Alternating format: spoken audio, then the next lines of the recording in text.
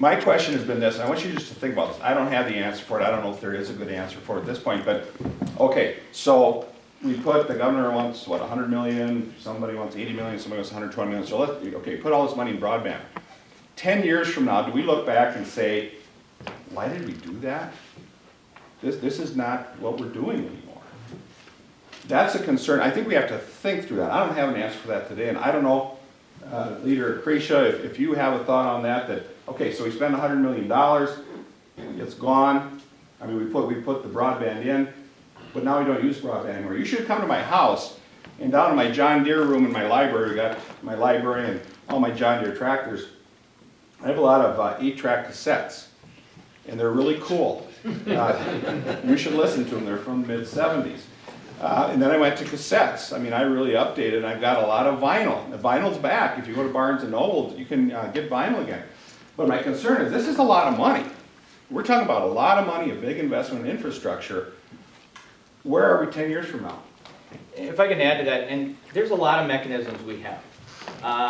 One of them is Representative Davids has sponsored a bill that removes the expands the sales tax exemption to fiber. But we know one of the ways to slow things down is you tax it. So a couple years ago we had a telecommunications tax. We repealed that because it was hurting the rural areas the most because nobody wanted to buy the equipment and pull out fiber because of the tax. And so that's something Representative Davids has done.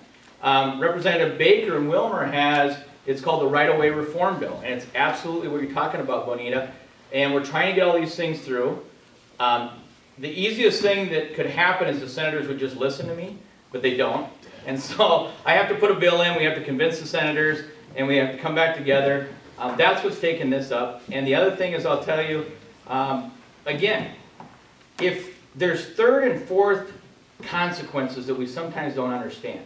If we put all this into doing fiber, and then we reduce our competition, we give one provider that right away, or that monopoly, what's going to happen down the road? They're not going to be able to expand, or they're going to have a control over your prices.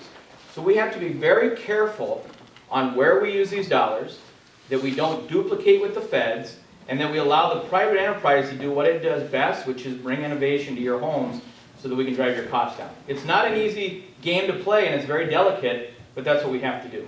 And just be thinking about that, because I think it's important when Representative Cretia said broadband isn't X. Broadband can be many things. I think everybody in this room has the same goals as far as getting people connected. The question is how we do it. Yes, sir. Dennis Carroll from Harmony. Yeah. I'm a software provider, Yeah. and I do most of my stuff over the internet. I live in Harmony. What I have currently works fine for me. But I have customers in Blue Earth County, for example. I work with a large plug and plant operation. We have computers in the hog building. It's no longer a problem, but it was for a number of years to get that. But I have a question. Yeah. I asked you about the broadband task force. Yes. Do you believe in the broadband task force? Greg, do you believe in the broadband task force? I believe in my Lord and Savior Jesus Christ. That's the only thing I believe. The broadband task force has a job to do. Yeah. It has a job to do. Their job is to promote getting broadband across the state of Minnesota. Okay, it seems to me the task force, and I don't know the people personally, but based on their job descriptions, they must be reasonable experts in this area, right? Yeah. You're a school teacher who used to volunteer, according to your own words, stringing some cable around, and then you started. Now, what did the task force recommend this year for using grant money? They recommended $100 million? Well, I don't think they've actually, the $100 million has been kicked around. No, $100 million, if you read the report, it's $100 million. Has that come out of the task force? Yes. Okay. And Senator Schmidt from Red Wing, on Yeah. the Senate side, Yep. put in a bill for $100 million. You had another bill in the House for $100 million. That was my bill. No, yours was for 50. I started with 50, but the amendments, we kept going. Yes. Yeah. But I asked you, if there was a bill put forward for $100 million, your bill went for $50 million. Why did you cut it in half? What was your analysis? Sure. Yeah, good point. Well, first of all, our requests this last round were only $30 million. So if we'd have got a $100 million bill, what would we have done with the other 70? And what is government? You didn't know that at the time. No, sure. You didn't know it, because in your hearing, somebody said, do you know how many shovel-ready projects there are. And you said, I don't know. Now, did you ask the task force this year to come forward with this report with the number of shovel-ready projects? And let me, Paul, maybe you We got can. some folks might help out here, Okay. Dennis. Go ahead, Paul. Yes, sir. Paul Wirtz, I'm the state president for AT&T. I am on the governor's broadband task force, as my colleague. Andy What's it Schreiner. for? Well, I've been on the task force for 3 years, and it is to look at how can we get coverage to Minnesotans. I think is from my seat on the table, I'm trying to bring a larger aspect to the other task force members about what we can do to invest in this state, what we can do to provide more coverage. That number, that 100 million, is based on a formula that, because the state's speed goal, I think currently is 10.5, Brent, and looking at that, it does not count wireless in that calculation. It says to have universal state speed at 10.5, it would recommend this amount of money, and quite conceivably, the task force has recommended, it could be up to a couple of $2 billion to get that coverage.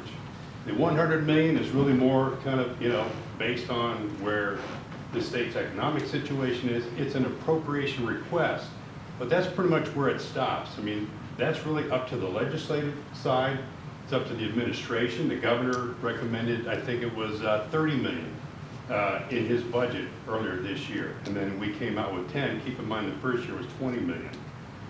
So there's a lot of discussion. The other part of that really is sitting on the task force is we try to bring some education as to what's going on in other states in terms of attracting more telecommunications investment, in terms of what type of technologies we are using. I know there'll be a round of discussion about the next year's funding, but right now it is not technology neutral. Wireless companies can't go and provide or apply for those broadband grants.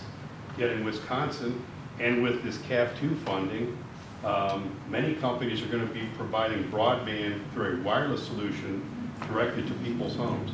We're not able to do that here in Minnesota. So the governor recommended 30 million, and Yes. before that recommended 0. Yeah. That's correct. You were at 50, and the Senate was at 100. Well, and there's and here's the thing, I get where you're going. And believe me, I want to push this as hard as anybody, but I also know we have to be reasonable. We have a ton of resources that we fight for. And I told you, and I mean this, try not to make the number political, because we can one-up each other all the time. But at one point, the governor said, I don't think 100 million is the right number because it's this nice round number that goes back in 2012. We're all trying to do this the right way, and we're trying to listen to what's out there. This last year, I had a bill that was 50. We went back and forth on it. I had some amendments. Senator Schmidt had a bill, but then when it came to conference committee, the senators were way down below us. So, this gets played back and forth. Here's the best thing you can do. We listen to you. We listen to your concerns, and if you let us know how important this is, we can keep pushing that down to St. Paul, because we have hundreds of issues in front of us, and we need to keep this loud, and we need to keep it in front of people. That's the best way we can get funding. And it's not always easy. And it doesn't make it, I can tell you, someplace I go to, I'm very well received for the broadband work. Someplace I go to and they say, you're not doing anything. It's what we do. Dennis? I just like to add a comment over it. Seems to me that this is a very complex issue. Yeah. And you have a task force of, I assume, very competent people. When you went before the hearing and proposed your $50 million, nobody on the committee questioned you about it. You went to the subsequent committee hearing. Someone put in an amendment to raise it by 80,000 up to 130, which you agreed to. And the comment was made at that time, well, maybe we're going too much for what this particular committee could authorize. And the chair said, well, the way we do it in Republicans, we let it bubble up from the bottom. So I assume that it bubbled up to Greg eventually. No, What Greg, do you mean by that? Greg wasn't part of those those targets. No, but you said, Yeah. they said, okay. It was Representative Mahoney. Yeah. Democrat, said, listen, you guys are going way over. 130 is too much. You're not going to get the leadership to go along with it. And the chair said, well, we always work from the bottom up. So I assume that 130 percolated up to you, Greg, and the tax bill, is it? Well, somewhere the tax bill went to zero. Appropriation, be ways to be appropriation. And this bill was in the Greater Minnesota bill that came through the finance bill. That's not my deal. Yeah. Well. I just raised my, I take it from you. But thank you. Okay, I had Harvey. Go ahead. Harvey. Yeah, you talked about being a little bit conservative on broadband. Something better might be coming down the road a little while later, and then a little while later. Yeah, one of my friends, he's gonna buy a computer. And then he said, oh, in 6 months, they're gonna be improved. So he didn't buy one. 6 months, they're gonna be better. But wait, if you go that way, you're never gonna do it. And that, my friend, he never bought a computer. And maybe you'll never get anything done here if you have go at it with that attitude. Of course there's gonna be improvements, of course it's gonna be better, but you gotta start somewhere, I think. And Harvey, that's, I don't think you understood what I said. What I said was, we're talking about $100 million here, the number could be 30, could be 130, could be whatever it is. But I think that we better be studious in researching what might work here. Because maybe we need to go. How years you've been studious, I'm worried. I've always been studious. I'm from Spring Valley.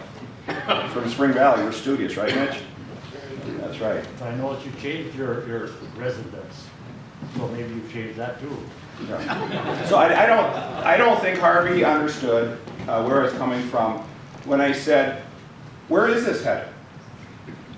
Because are we going to be sitting here 10 years from now, and maybe it's the best thing ever. Maybe we put 200 million in. I don't know. Do you know, Harvey, how much we should put I in? have no idea, Thank you. Next question? but I'm not your representative. Frank. I've been listening, and some of what I'm hearing from the front of the room is, well, there might be better ways of doing this.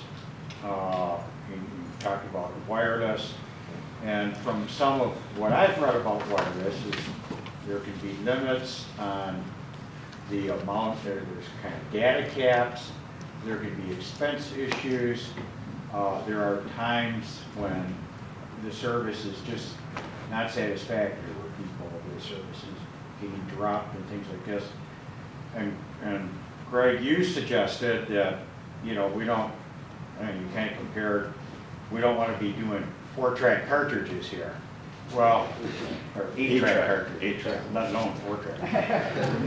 But I probably got some of in those too. this last go-around, I think Centec had a proposal. They put a